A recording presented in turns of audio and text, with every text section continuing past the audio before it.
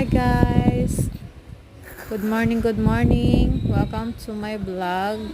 So mangunguha tayo ng bunga ng kakao at dadalhin natin sa Kalyawa kasi mamaya-maya susunduin na tayo dito sa buhangin kami ng Davao. Kaya ang gagawin ko ay mangunguha kami, tapos dadalhin ko doon para dadalhin ko sana papuntang Maynila. Kaso lang, ang problema, kailangan namin mag-excess baggage. So, alam nyo naman sa airport, masyadong mahigpit. At saka, first time namin makatikim ng bunga ng kakao. Tapos, ayan, mamimitas na ako. Tsaka medyo mahirap pitasin. Tsaka mag-isa lang tayo. At ang camera, gamit lang yung natin ay cellphone, kaya ayan pa.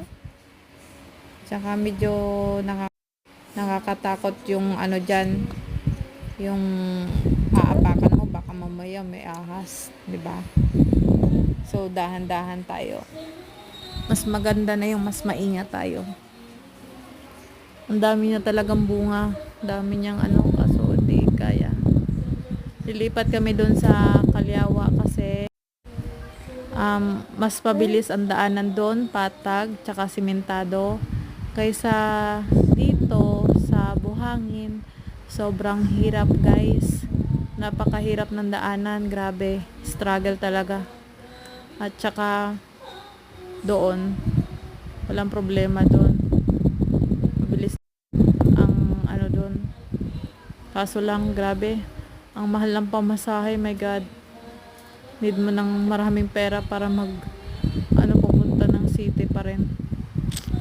Yung tawag doon sa kanila ng sidecar ay bao-bao sa kanila. Yung mga kadalasan ginagamit ng mga kapatid natin na Muslim. So, ayan guys. Maraming salamat sa panonood. Maraming salamat sa panonood. Thank you.